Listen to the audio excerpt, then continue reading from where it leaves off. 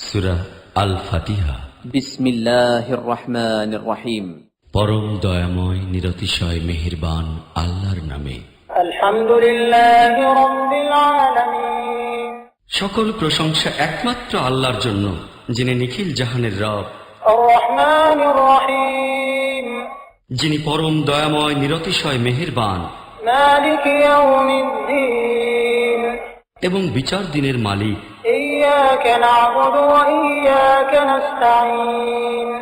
আমরা কেবল তোমারই ইবাদত করি এবং কেবল তোমারই নিকট সাহায্য প্রার্থনা করি। ইহদিনাস সিরাতাল মুস্তাকিম।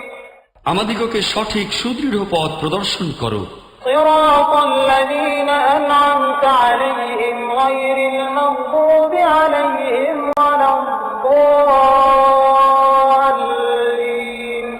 ওই সব লোকের পথ যাহাদিগকে তুমি পুরস্কৃত করিয়াছ, যাহারা অভিশপ্ত নহে, যাহারা পথভ্রষ্ট নহে। আসসালামু আলাইকুম।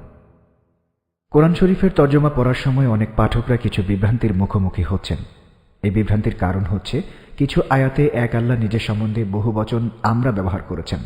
পাঠকদের মনে প্রশ্ন আসে, বহুবচন আমরা বা আমাদের ব্যবহার করে কি একের জায়গায় একাধিক আল্লাহর কথা বলা হচ্ছে?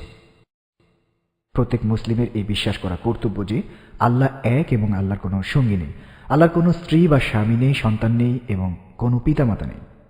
আরবি ভাষায় ব্যাকরণে যখন আল্লাহকে তৃতীয় পুরুষ হিসেবে সম্বোধন করা হয়, তখন একবচন উনি বা ওনারা, হু বা হুয়া ব্যবহার করা হয়। এক্ষেত্রে ওনারা বা ওনাদের ব্যবহার করা হয় না।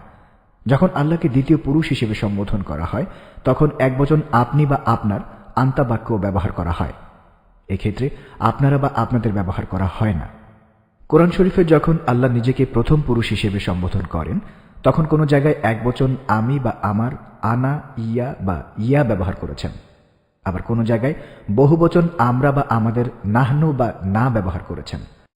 যেসব ক্ষেত্রে আল্লাহ নিজের সম্বন্ধে বহুবচন নাহনু বা না ব্যবহার করেছেন, সেই সব ক্ষেত্রে শুদ্ধ তর্জমা আমরা বা আমাদের করা উচিত। আমরা বা আমাদের শব্দ প্রয়োগে একাধিক আল্লাহর কথা বোঝানো হচ্ছে না, বরং আল্লাহর রাজকীয় মর্যাদা প্রকাশ করা হচ্ছে। ব্যাকরণে এই ধরনের বহুবচনকে বলা হয় রাজকীয় বহুবচন বা রয়্যাল বা ম্যাজিস্ট্রিক প্লুরাল। যেহেতু আল্লাহ মহান এবং সর্বশক্তিমান, কোরআন শরীফের অনেক জায়গায় এই ধরনের রাজকীয় বহুবচন ব্যবহার করা হয়েছে। আশা করি আপনাদের বিভ্রান্তি দূর হবে।